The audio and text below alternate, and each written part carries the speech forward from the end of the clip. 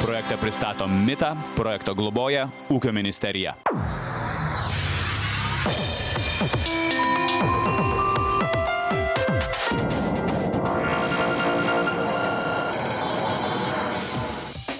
Sveiki, čia skrydžių valdymo bokštas, ar girdite mane? Pasitikrinkite kanalą TV3. Įsitaisykite patogiai, pasididinkite garsą. Šiandien matysite. Bepilotis Izraelyje, o jūs kur? Lietuviški sklandytuvai. Dėl ko iš proto eina pasaulis? Ir kas bendra tarp Marilyn Monroe ir bepiločių? Jie turi akis, bet jie ne žmonės.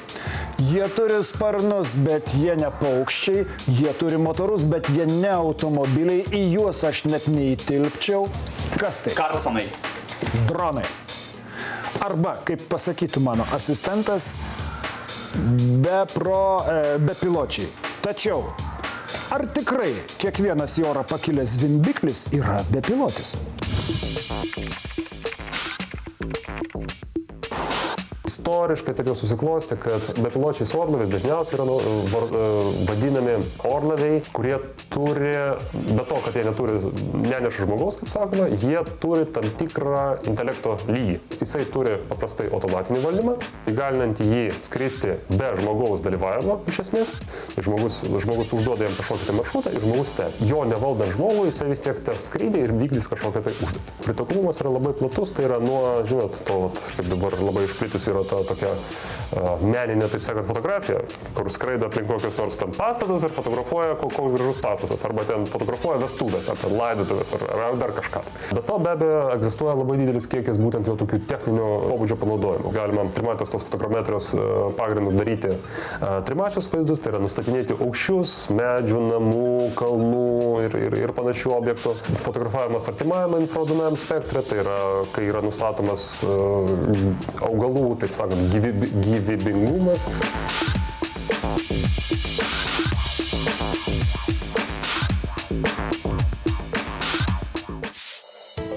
Be piloto tai nereiškia be proto. Šis prietaisas moka skristi numatytų maršrutų, perduoti reikalingą vaizdą, o nutrūkus ryšiui grįžta namo. Grįžta kaip bumerangas. Ne. Be pilotis tai reiškia be piloto. Grįžta namo pats be piloto. Pilotis nėra visiškai tikslus pavadinimas, nes iš tikrųjų pilotas yra. Tik tai tiek, kad pačiame orlaivėje piloto nėra, o pilotas yra kažkur tai toli nuo orlaivio, ant žemės, ir jis tą orlaivį skrendantį valdo radio bangų pagalba. Tai yra nuotoliniu būdu. Gerai. Pilotai yra. Susipažinkite, aviakonstruktorius Antanas Gedvilas. Aš esu vienas iš tų būrio entuziastų, kurie užsiminėja tokiais bepiločiais orlaiviais. Dabar kaip tik yra mūsų asociacija įkurta ir joje yra apie 30 atstovų, kurie daro panašiai tai, ką aš darau. Kai kurie daro net žymiai geriau, negu aš darau. Ir vieni dirba vienoje srityje, kiti dirba. Aš, pavyzdžiui, daugiau dirbu su, kaip mes vadinam, fiksuoto sparno orlaiviais. Ponas Antanas lankstė, klijavo, konstravo, kol sekdamas savo vaikystės svajones iki bepilotės aviacijos inovacijų ėmė ir atskrido.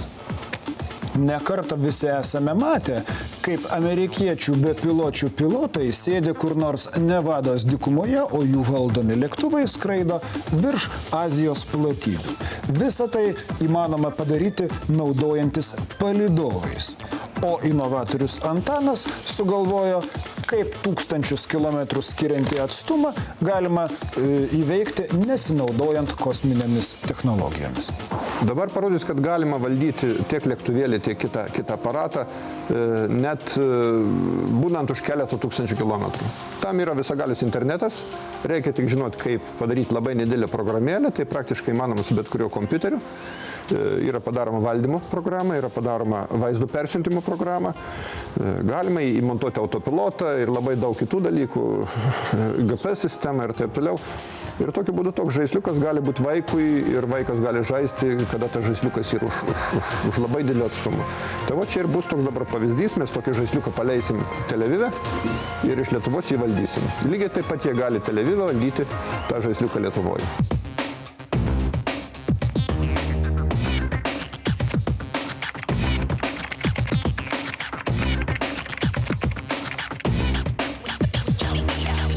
Bepiločių lėktuvų istorija prasidėjo daugiau nei prieš 100 metų. Iš karto po Pirmo pasaulinio karo buvo sugalvotos oro torpedos. Šiuolaikinių sparnuotųjų raketų turbūt prosenelės. Dabar bepiločiai naudojami taikinio nustatymo ir žvalgybos operacijoms. Kam dar jie gali būti panaudoti?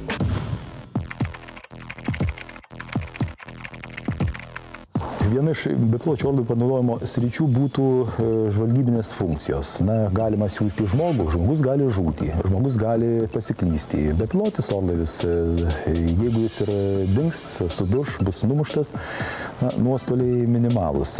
Dėl šių priežasčių, mano supratimu, viso pasaulio karinės struktūros ypatingai, ypač pastaruoju metu domisi tiek mikro, tiek mini, tiek didesnių metmenų bepiločiais orlaiviais, kurie taikomi taktiniai žvalgybai, strateginiai žvalgybai, kitiems tikslams. Kareivių mokymas prieš lėktuvinės gynybos sistemos, kurios yra armijai, turi atlikti mokymus, taikyti į lėktuvus, bet į tikrus lėktuvus yra labai brangu taikyti, nes pilotai nemėgsta, kai juos šaudo. Todėl bepiločiai lėktuvai išsprendžia šią problemą, jie yra nebrangus, saugus. Ir jau nuo Antro pasaulinio karo metu buvo išleista 10 000 bepiločių taikinių, į kuriuos buvo šaudoma. Žinote turbūt garsę amerikiečių aktorę Marilyn Monroe. Tai ji pradėjo savo karjerą bepiločių lėktuvų gamykloje.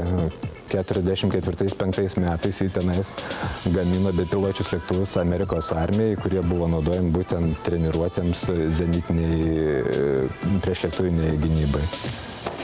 Lietuvos kariuomenė prieš kurį laiką jau įsigijo lietuvių inovatorių sukurtų bepiločių lėktuvų.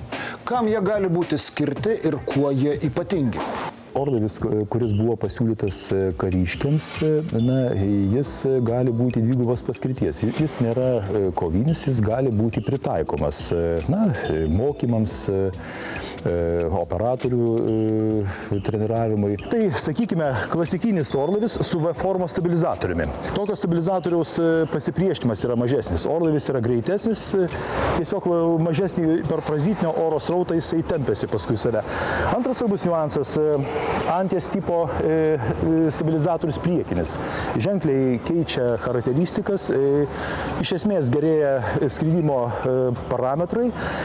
Trečias svarbus niuansas tai būtų vis tik tai labai aptakus, čia specialiai daug naktų dirbta ir, kaip matote, ganėtinai neįprastos formos rėmuo. Pasiteisino pilnai. Ketvirtas faktorius, kuris taip pat svarbus, stumiančios konfiguracijos variklis. Mūsų sukurtas orlaivis pasižymė. Pirmiausiai, kritiniu atveju užgesus variklį, jis iš kilometro aukščio gali praskleisti 12-15 kilometrų, kaip sakant, į namų aerodromą. Antra labai svarbi savybė tai jo patikimumas. Ir kritiniu atveju, jeigu kažkoks svarbus elementas nesuveiktų, mūsų bepilotis orlaivis operatoriaus valdomas arba automatiškai stabdo variklio veikimą ir skleidžia gelbėjimosi sistemą. Dar vienas niuansas, kurį taip pat turėtume paminėti, jo ryšio kokybė užtikrinama panaudojant tik 100 mW galios siųstuvėlį. Įdomumo dėlei mobilus telefonas, mobilus telefonas jo naudojimo metu naudoja apie 3-5 vatus. Valdymas trejopas. Jį galima valdyti vizualiai, ta prasme, distancinio valdymo pulto pagalba. Operatorius mato, kaip tas orlaivis skrenda, jo kryptį, aukštį, greitį koreguoja. Antras variantas – pilnai autonominis skridimas. Ir trečias variantas – tarpinė būsena, kai elektronika padeda operatoriui eliminuoja jo klaidas. Toks, sakykime, kombinuotas būdas įgalinantis išvengti per daug aštrių posūkių, per daug didelių perkrovų. Tai šie trys metodai iš ties sėkmingai taikomi, išbandyti, jais galima pasitikėti. Neabejotina, kad kariniai bepiločiai yra labai rimtas technologijų ir inovacijų prifarširuotas reikalas, o jiems valdyti reikalingi labai gerai paruošti specialistai. O kaip su civiliokais? Ar jiems skirti bepiločiai irgi tokie pat sudėtingi, ar jiems valdyti reikia kokiu nors ypatingų sugebėjimų ir ar ten reikalingos licenzijos? Jų valdymas yra supaprastintas ant tiek, kad bet koks nepatyręs pilotas arba orlaivio operatorius per valandą gali išmokti jį valdyti ir juo naudotis. Visos funkcijos yra automatizuotos ir reikia labai primityvių gebėjimų, kad jį pakelti į orą, išlaikyti, filmuoti, apsukti, nusileisti. Yra įdiegtos saugios technologijos, kurios leidžia apsaugoti aplinkui esančius žmonės, kurie neleidžia priskristi prie piloto, kuris valdo orlaivį arčiau negu tam tikrą atstumą. Taip pat leidžia apriboti erdvę, kurioje gali orlaivis skristi. Jeigu, tarkime, mes apsibrėžime dėžutę, įsivaizduojama erdvėje 100 ant 100 metrų. Orlaivis priskridęs jam skirtą skraidimo zoną grįžta atgal. Lietuva gali juos pasigaminti, manau, ir geriau, ir panašios kokybės. Kita vertus, jeigu paskatintų tai ekonomiką kažkiek vystytis, jeigu tai būtų investuota, tai galėtų persikelti gamybą ir išsiplėsti ir po pasaulį pardavinėti orlaivius. Tai Lietuva jau turi patirties, kaip su sklandytuvais, tarkime. Juk lietuviški sklandytuvai garsus visame pasaulyje. Bepiločiai turi pilotus, bepiločiai turi variklius. Šiandien jau nieko nestebina, kad šiuolaikiniai aparatai skraido paromis ir įveikia 1000 kilometrų. Daugiau nei 16 km į aukštį, daugiau nei 3000 km į tolį ir daugiau nei 300 km per valandą greitis. Visa tai yra pasaulio rekordai. Sklandytuvų pasaulio. Unikalius sklandytuvus kuria ir Lietuvos inovatoriai. Įmonė nusprendė įkurti mūsų seneliai 70-metyje ir mes tik tęsėm jų pradėtą darbą.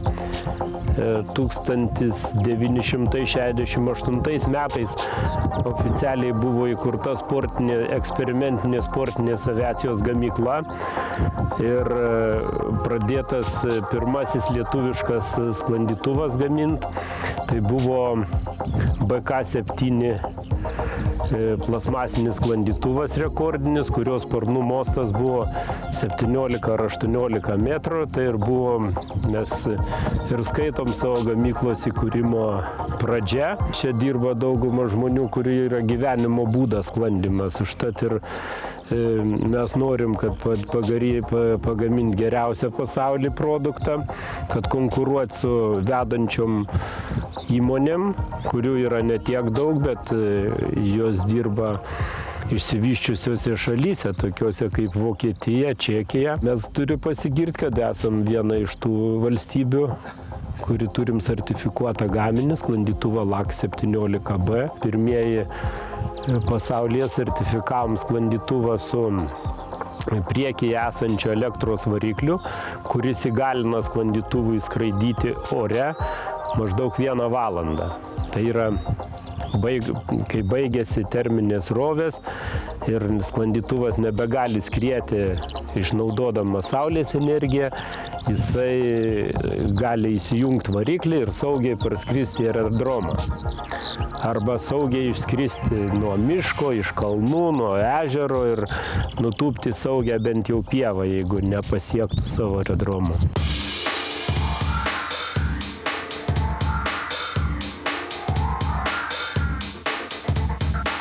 Gražus tas lietuviškas inovatyvus elektrinis LAK-17B.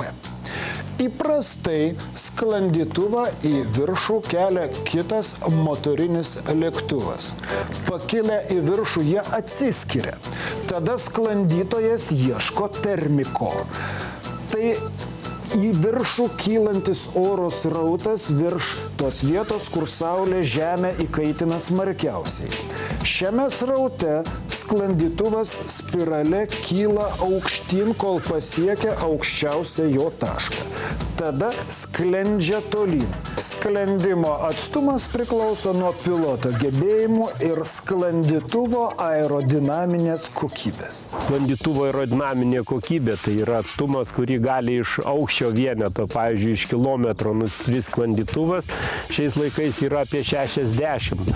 Tai kai, daleiskim, prieš sklandymo eros pradžioj, 30 metais tie skaičiai buvo 14, 15, paskui 18, apie 60 metus buvo 30, dabar va tokie didžiuliai žingsniai į priekį ir sklandytuvas, kai skrenda, jis atrodo, kad skrenda nežemėja, nors jisai be variklio skrenda į sekundę žemėdamas ten apie pusę metro.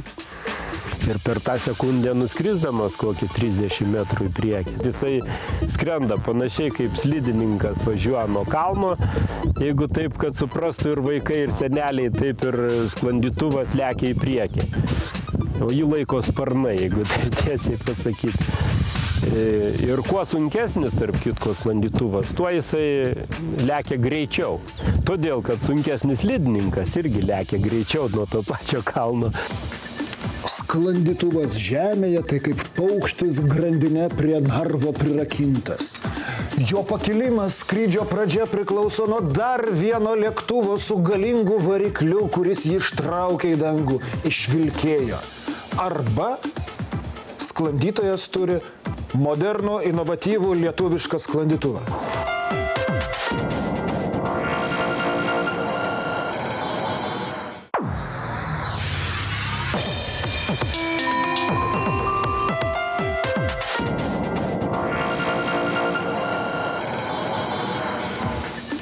Sklandytuvas Žemėje tai kaip paukštis grandinė prie narvo prirakintas. Jo pakilimas, skrydžio pradžia priklauso nuo dar vieno lėktuvo su galingu varikliu, kuris jį ištraukė į dangų, išvilkėjo. Arba sklandytojas turi modernų, inovatyvų lietuvišką sklandytuvą. Jis unikalus tuo, kad jisai pats gali pakilti, nereikia jam lėktuvo, kad pakelt. Variklis pakankamai stiprus ir galingas, kad jį pakeltų į orą. Po to jis variklį išjungia, variklis nusileidžia, užsidaro šitoje dėžėje ir sklandytuvas tampa grakščiu paukščiu.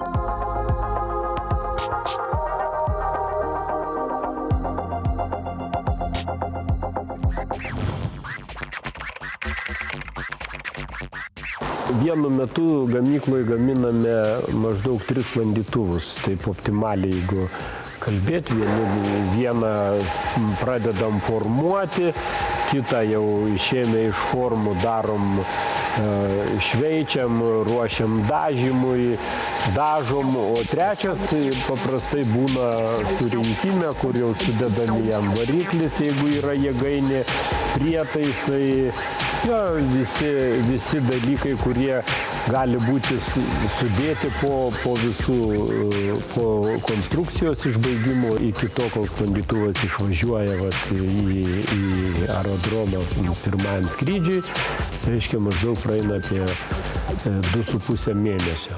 Kokios bepiločių lėktuvų perspektyvos Lietuvoje? Kam jie galėtų būti pritaikomi? Ko reikia, kad tai įvyktų ir kokią naudą Lietuvos ekonomikai jie gali atnešti?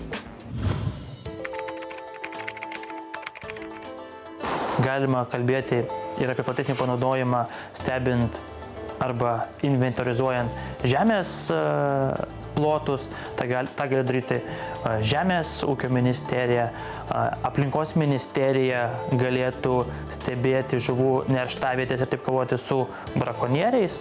Ta pati policija įdiegus tam tikrą metodiką dingus žmogui galėtų pakelti 4-3 bepiločius orlaivius ir nuskenuoti teritoriją infraraudonųjų spindulių pagalba ir rasti, kur yra dingęs žmogus. Įvertinus malūnsparnio įsigijimo kainą ir bepiločio orlaivio įsigijimo kainą, išlaikymo kaštus, pakelimo kaštus, na tai yra jau nebe dešimtimis, o šimtais ar net tūkstančių kartų pigesnė priemonė stebėti tam tikras vietas, kurios yra sunkiai pasiekiamos žmogaus. Lietuviai Krašto apsaugos ministerija jau yra kūrę bepiločius taikinius. Matosi, kad kompetencija ir istorinės šaknis, prisimenant Ambo pirmą ir antrą lėktuvus mes turime ir įsivaizduojant Lietuvą kaip logistinę šalį, mes tada sakėm, kad esame tiltas, esame šalis, kuri žino, kas yra logistika, tai ši transporto rūšis, manau, suprantama lietuvių, turime potencialą tiek moksle, tiek versle ir aš labai tikiuosi, kad artimiausiu metu pamatysime didelį proveržį. Oro balionai, privatus lėktuvėliai, didžiuliai konkursai stojant į aviacijos institutą, fantazijos šėlsmas, kuriant bepiločius, sklandytuvai. Iš kur visą tai pas mus, lietuvius? Nes anot legendos mes turėtume mėgti žagrę. Sunku pasakyti, bet aš tai manau, kad čia vis tik tai didelį impulsą davė Dariaus ir Girėno skrydis, kuris buvo didvyriškas ir tragiškas ir tai tiesiog pakėlė tą visuomenės dvasią ir patraukė į šitą pusę. O po to jau, juk pas mus Dariaus ir Girėno vardu viskas, net pagrindinis pinigas Lietuvoje, kur reiškia dažniausiai vartojamas pinigas, su Dariaus ir Girėno atvaizdais. Tai kada pasaulyje kam nors parodydavau, tai čia stebisi. O kita yra, turbūt tokia romantinė lietuvių dvasia. Bet čia ne vien skraidimą, ir parašiutizmas, ir įvairūs skraidyklės, įvairūs motoskraidyklės. Tiesiog vieni kitus patraukia. Gražu, Lietuva labai graži iš oro, Nemuno kilpos, kas jas matė, tai neužmirš. Vaikai Lietuvoje gali mokytis skraidyti jau nuo 10 metų. Bepiločius jie pradeda kurti vos išmokę piešti. Suaugę kartu su jais į dangų žiūri ir stengiasi, kad svajonės taptų kūnu. Dar daugiau inovacijomis virtusių svajonių lygiai po savaitės per TV3.